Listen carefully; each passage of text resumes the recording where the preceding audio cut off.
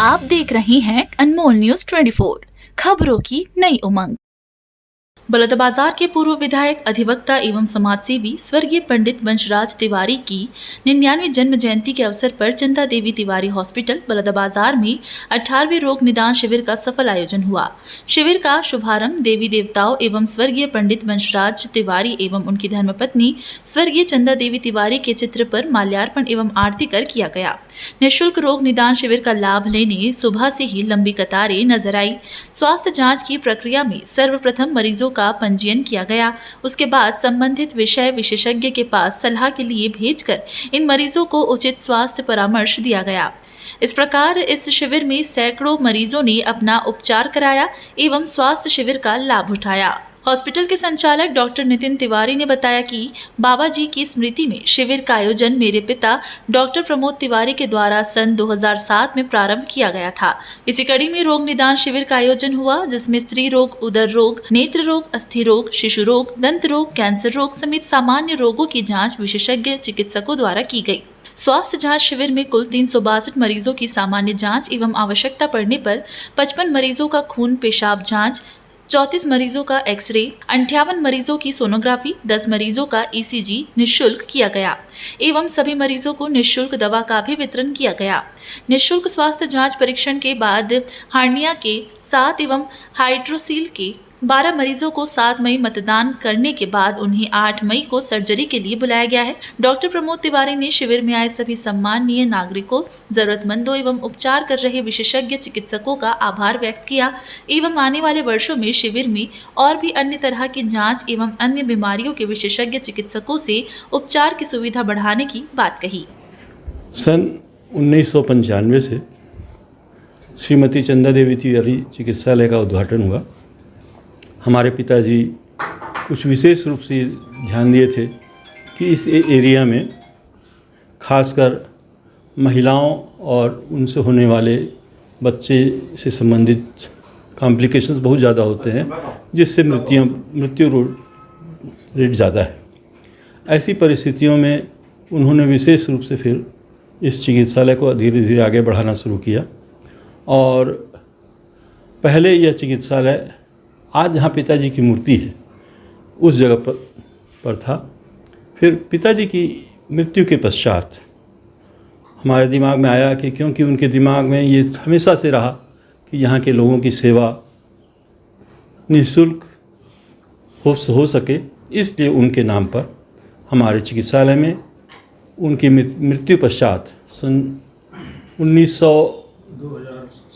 सन 2007 से ये कार्यक्रम हम लगातार कर रहे हैं।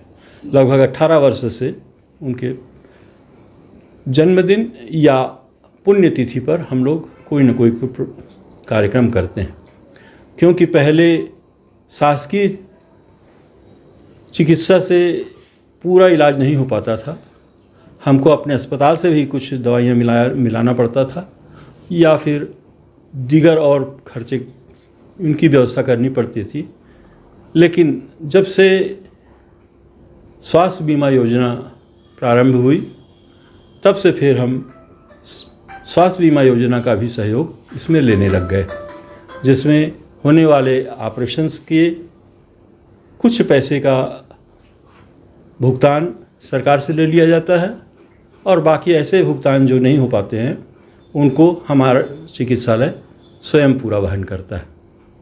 आज दिनांक 6 मई को हमारे पूज्य बाबूजी स्वर्गीय पंडित श्री वंशराज तिवारी जी की 99वीं जन्म जयंती के उपलक्ष्य पर चंदा देवी तिवारी चिकित्सालय में हर वर्ष की तरह, जो कि 2007 से हम निःशुल्क रोग निदान शिविर का आयोजन करते आ रहे हैं, आज 6 मई को 2024 को 18वें रोग निदान शिविर का आयोजन किया गया है।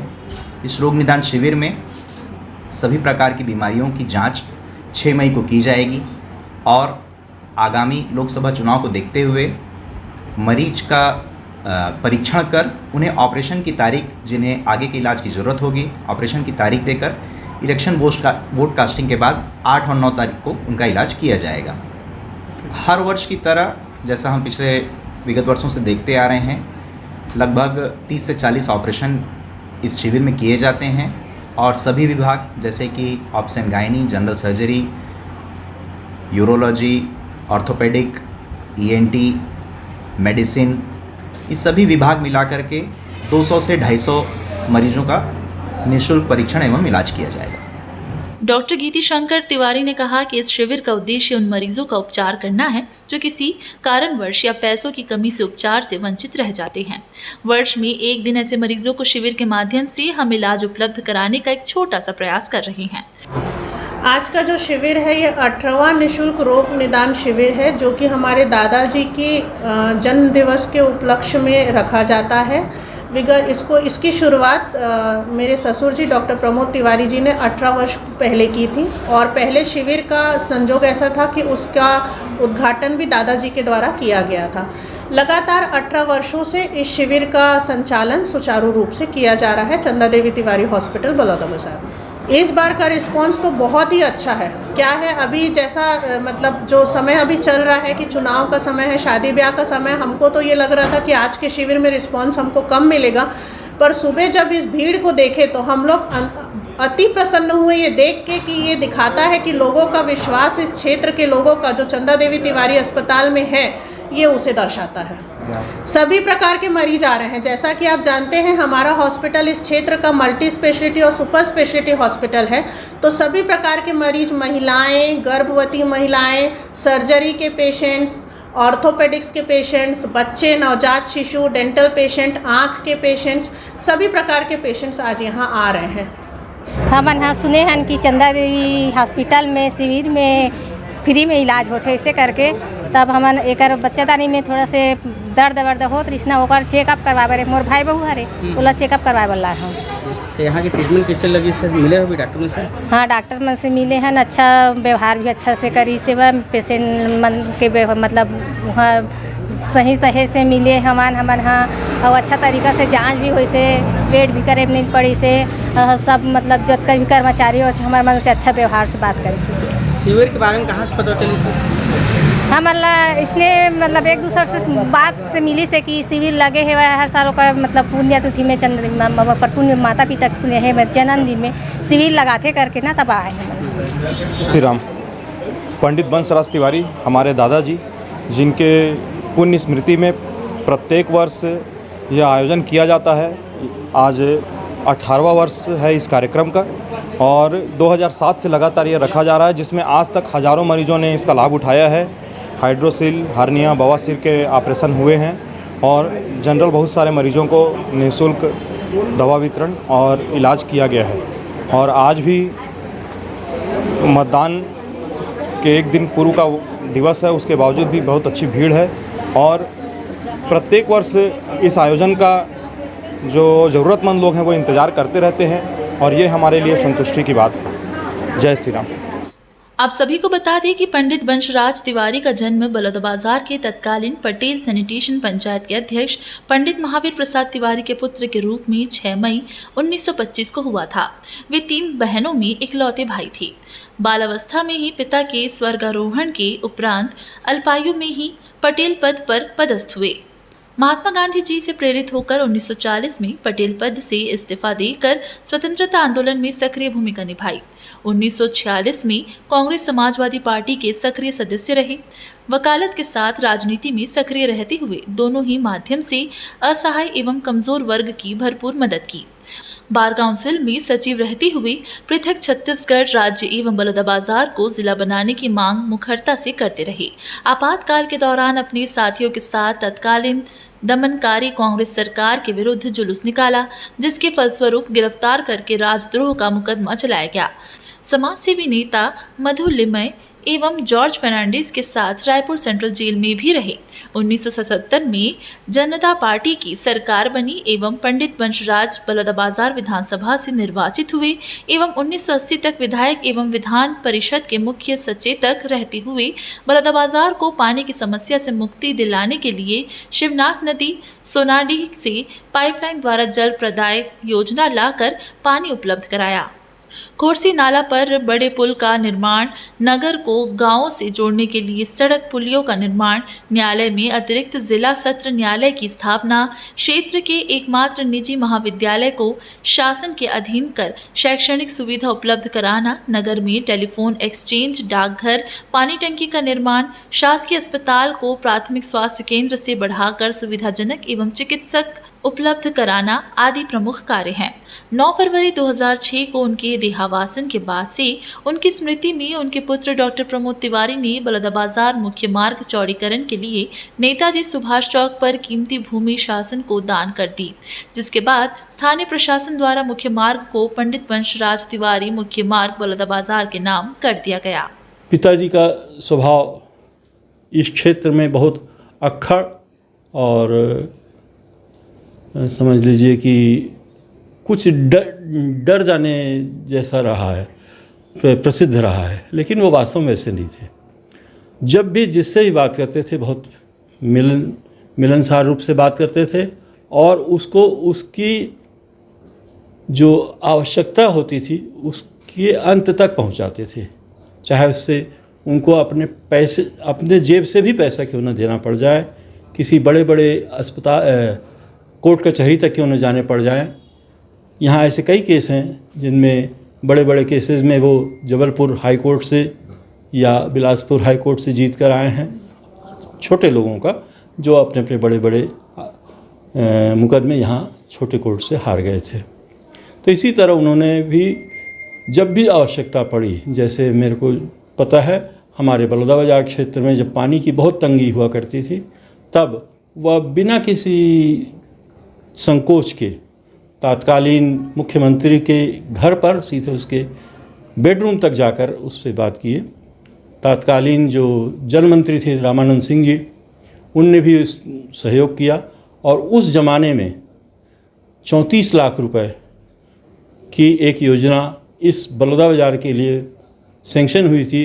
ये योजना थी सोनाडी से वहाँ के शिवनाथ नदी के पानी को यहाँ तक लाना और घर घर पहुँचाना। उस समय के लिए ये एक बहुत बड़ी योजना थी और पिताजी के लगातार लगे रहने की वजह से सौभाग्य से आज हम अभी भी उस योजना का लाभ पा रहे हैं। मुझे बहुत गर्व होता है अपने मित्र प्रमोद तिवारी के ऊपर कि वो अपनी माता के नाम से अपने अस्पताल का नामकरण किए और अपने पिता के नाम से हर साल एक अच्छा सा निःशुल्क रोग निदान शिविर आयोजित करते हैं, जिसमें तरह तरह के ऑपरेशन ये फ्री में करते हैं। जहाँ एक और ये अपनी कुशलता के कारण इस पूरे क्षेत्र में बहुत ज़्यादा प्रसिद्ध हैं, दूसरी ओर अगर इस तरह की निःशुल्क सेवा देते हैं तो लोगों को तो अच्छा लगता ही है। साथ ही मैं सोचता हूँ हम मित्रों को, हमारे समाज को, हमारे लोगों को इस बात से एक प्रेरणा मिलती है कि अपने माता पिता के नाम से भी कुछ करते रहना चाहिए। बाबूजी की सबसे बड़ी खासियत ये थी कि वे अपने पूरे कार्यकाल में जब तक वो विधायक रहे या जिस तरह भी पद में रहे, वो बड़ा स्पष्ट और साफ बोला करते थे और उनके स्पष्टवादिता के कारण इस क्षेत्र में बहुत सा कार्य हुआ है। मैं सोचता हूँ कि यहाँ जो सीमेंट फैक्ट्री के बारे में जो बात थी, सबसे पहले उन्होंने ही गांधी चौक में एक भाषण में उठाई थी कि हमारे चारों तरफ पत्थरों की बहुत बड़ी बड़ी खदान है, यहाँ के लोगों को चाहिए कि हम यहाँ पे सीमेंट का कारखाना लगाएं। उसके बाद एक बीज डला और आज बलौदाबाजार विधानसभा के चारों ओर 6 सीमेंट फैक्ट्री कार्यरत है। सबसे पहले तो मैं आपके चैनल के माध्यम से पूरे नगरवासियों, क्षेत्रवासियों को ये बता देना चाहता हूँ कि पंडित वंशराज तिवारी किसी एक व्यक्ति का नाम नहीं है, वरन अब वो एक संस्था हो गए हैं और उनकी स्पष्टवादिता बहुत प्रसिद्ध रही है। उनका कोई कितना भी करीबी हो, यदि उसकी बात यदि उनको जच नहीं रही है और बात उचित प्रतीत नहीं हो रही है, तो वो सीधे साफ शब्दों में उसका विरोध करते हुए उसको सही दिशा दे देते थे। विधायकी के दौरान कॉलेज में ऐसे अनेक कार्यक्रम हुए जिनमें उनको मुख्य अतिथि बनाया जाता था। मंच से ये कहा जाता था कि आज के हमारे माननीय मुख्य अतिथि हमारे क्षेत्र के लोकप्रिय विधायक पंडित वंशराज तिवारी जी उपस्थित हैं। अब मैं मुख्य अतिथि से आग्रह करूंगा कि वे आशीर्वचन के रूप में 2 शब्द कहें। तो उनका सबसे पहला वाक्य होता था कि मुझे यहाँ पर अतिथि के रूप में जो संबोधित किया जा रहा है ये सरासर उचित नहीं है। मैं बलौदा बाज़ार का हूँ, बलौदा बाज़ार में ये मेरा कॉलेज है और मुझे यहाँ कैसे अतिथि बनाया जाएगा। मैं तो इस नगर का, इस महाविद्यालय का हूँ, अतिथि नहीं हूँ। सब लोगों की लोकहित में कार्य करने के लिए आया हूँ। इस तरह की छोटी छोटी किंतु बहुत बड़े बड़े भावपूर्ण बातों को वो इस तरह रखते थे कि एक बार उनके संपर्क में जो आ जाए तो वो उनकी विद्वता का, उनकी कार्यप्रणाली का कायल हो जाता था। मैं तो आज ये समझ रहा हूँ कि चंदा देवी हॉस्पिटल के माध्यम से जो इस क्षेत्रवासियों को निःशुल्क चिकित्सा दी जाती है आज के दिन, और इसके बाद भी चिकित्सा परामर्श और अन्य चिकित्सीय सुविधाएं बहुत ही न्यूनतम दर पर दी जाती हैं, वो इस बात का प्रतीक है कि समाज सेवा के क्षेत्र में न केवल वंशराज तिवारी जी, न केवल उनके सभी होनहार पुत्र भाई अशोक तिवारी जी मेरे अभिन्न साथी रहे हुए हैं शुरू से, विपिन तिवारी जी हैं, डॉक्टर साहब प्रमोद तिवारी जी हैं, विनोद तिवारी जी हैं, ये सब अपने अपने क्षेत्र में महारत हासिल किए हुए हैं। अशोक तिवारी के बाद में विवेक हैं कि है, ये इनके जो पुत्र हैं, इन्होंने भी उस परिपाटी को बाकायदा बरकरार रखा हुआ है और नगर के लिए और क्षेत्र के लिए जितना संभव हो सकता है ये पूरा परिवार कर रहा है। और मैं ये कहना चाहूँगा कि ये पूरा क्षेत्र इस पूरे परिवार का ऋणी है कि इनके माध्यम से इनको ये सारी सुविधाएं मिल रही है। और मैं ईश्वर से प्रार्थना करता हूँ कि ये सद्भाव के विचार इनके मन में जो हैं वे चिरस्थायी और निरंतर बने रहें और क्षेत्रवासी इनसे लाभान्वित होते रहें। सबसे पहले तो आपके चैनल का धन्यवाद और सभी श्रोताओं को अभिनंदन। बहुत पुरानी बात है, सन 72 में जब मैं कॉलेज से निकल करके नगर में आया तो बाबूजी के ही प्रेरणा से उस समय शासकीय गवर्नमेंट की जो पॉलिसी थी वो कार्यकर्ताओं की कमी की वजह से गांव-गांव नहीं पहुंच पाती थी। तो हमको बाबूजी से प्रेरणा मिली कि घर घर जा कर के गाँव में पोलियो ड्रॉप्स पिलाएं, मोतियाबिंद के ऑपरेशंस करवाएं और जितने भी शासकीय सेवाएं मिल रही हैं, सुविधाएं मिल रही हैं, उसको गांव-गांव तक प्रचारित करें। इसके तहत हम लोगों ने बलौदा बाज़ार में मोदी सीमेंट की तरफ से, मोदी अकादमी की तरफ से ऑपरेशन करवाया था। लगभग 400 पोलियो मोतियाबिंद के ऑपरेशन हुए थे और उसमें कलेक्टर साहब खुद आए थे यहाँ अवार्ड देने के लिए। बाबूजी के कार्यों की तो हम लोग इतनी प्रशंसा नहीं कर सकते, न उनके कार्यों को गिना सकते हैं। उनके द्वारा जो किया गया है, आज देखिए इसी कारण पूरे नगर में उनकी मूर्ति की स्थापना हुई। ये मूर्ति की स्थापना सबकी नहीं होती है। जो आदमी समाज के लिए कुछ किया रहता है और समाज जिसको बहुत मानता है, उनके लिए ये यादगार चीज़ें बनाई जाती हैं। बाबूजी के साथ मैं शुरू से राजनीतिक कार्यक्रमों में उनके साथ लगा रहा।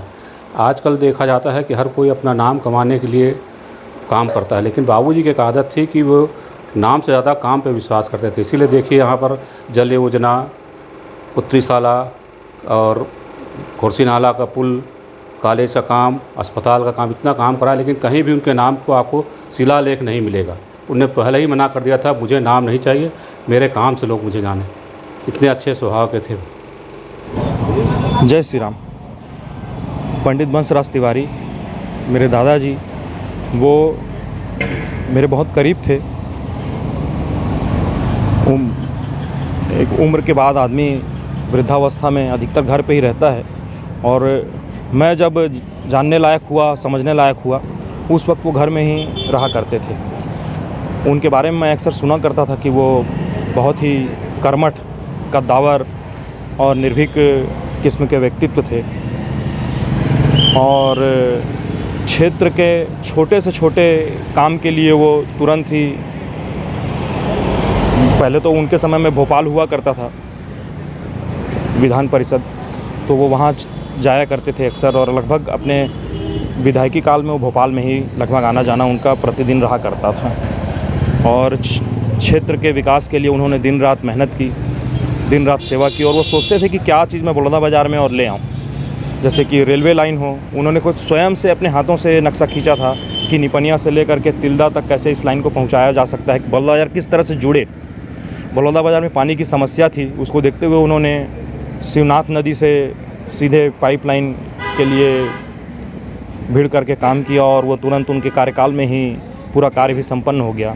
टेलीफोन एक्सचेंज, बलौदाबाजार को तकनीक से जोड़ने के लिए उन्होंने टेलीफोन एक्सचेंज बनवाया, यहाँ डाकघर बनवाया। प्राथमिक स्वास्थ्य केंद्र था बलौदाबाजार में, जिसको उन्होंने अपने परिश्रम से भीड़ करके 50 बिस्तर का अस्पताल बनवाया और तरह तरह के कैंप लगवाने शुरू किए। बलौदाबाजार एक बहुत बड़ा तहसील होने के बावजूद उनके मन में हमेशा एक वो था कि बलौदाबाजार एक बहुत बड़ा तहसील है, मध्य प्रदेश का बहुत बड़ा, सबसे बड़ा तहसील था बलौदाबाजार। लगभग 900 कुछ गांव इसके अंतर्गत आते थे। तो उसके बाद भी बलौदाबाजार का उस तरह से विकास नहीं है जैसा होना चाहिए। ये पूरा डोलोमाइट वाला क्षेत्र था और इसके लिए उन्होंने प्रयास किया और मोदी सीमेंट और टाटा सीमेंट फैक्ट्री उनके सतत प्रयास से ही यहाँ पर शुरू हो पाई और बलौदाबाजार को ज़िला बनाने के लिए भी वो लगातार प्रयासरत रहे। अपने उम्र के अंतिम समय तक वो, जिस समय अजीत जोगी मुख्यमंत्री थे, उनके पास जाकर के ज्ञापन देना उन्होंने किया कि छत्तीसगढ़ राज्य बन गया, उनका एक सपना था। इसके लिए भी उन्होंने आंदोलन किया था। अब मैं तो उस समय था नहीं, 1968 की बात है शायद, वो बार काउंसिल के सचिव रहते हुए उन्होंने पहली बार छत्तीसगढ़ राज्य और बलौदाबाजार को ज़िला बनाने की मांग की थी यहाँ से। तो छत्तीसगढ़ राज्य तो उनके रहते रहते 2000 में बन गया, लेकिन एक ज़िला बनाने का उनका जो सपना था उसके लिए वो लगातार दौड़ते भी रहे और अंततः डॉक्टर रमन सिंह जी की सरकार में 2012 में छत्तीसगढ़ में बलौदाबाजार ज़िला बना। तो और नॉलेज उनको पूरे क्षेत्र का बहुत ज़्यादा था, वो पैदल बहुत दौरा किए हैं, तो एक एक गांव से परिचित थे। वो गांव में कहाँ पर क्या समस्या है, अपने विधायकी काल में उन्होंने जितनी समस्याओं का समाधान करवाते बना वो करवाए और उसके आगे भी वो लगातार संघर्षशील रहे। तरह तरह के गांव के लोग आते थे, उनके वकालत उसमें भी जो हैं गरीब किस्म के बहुत सारे उनके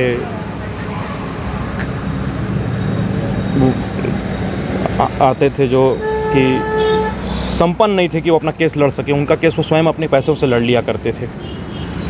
और बाबा जी के अंदर हमारे बलौदाबाजार के लिए बहुत कुछ करने की ललक थी और इसीलिए वो हमको बार बार लगभग मेरे से तो लगभग उनकी रोज़ चर्चा हुआ करती, तो कहते थे कि यहाँ ये हो सकता था, वो हो सकता था, ये किया जाना चाहिए। तो मन में हमारे दिमाग में वो चीज़ भरती गई और आज मैं भी क्या बोलते हैं उनको अपना आदर्श मान कर ही किसी तरह सोचता हूँ कि समाज की सेवा कर सकूँ और मुझे ये पुण्य अवसर मिलता भी है। और मैं यही क्या बोलते हैं भगवान से कामना करता हूँ कि भगवान मुझे भी उन्हीं की तरह सेवा करने का अवसर एक बार क्षेत्र के लिए मिले और उनके बचे हुए सपनों को मैं पूर्ण कर सकूं और जो भी मुझसे संभव हो सके, मेरे परिवार से संभव हो सकेगा बलौदाबाजार के विकास के लिए हम करने का प्रयास करेंगे। यही हम पूरे परिवार की तरफ से उनको सच्ची श्रद्धांजलि है। जय श्री राम।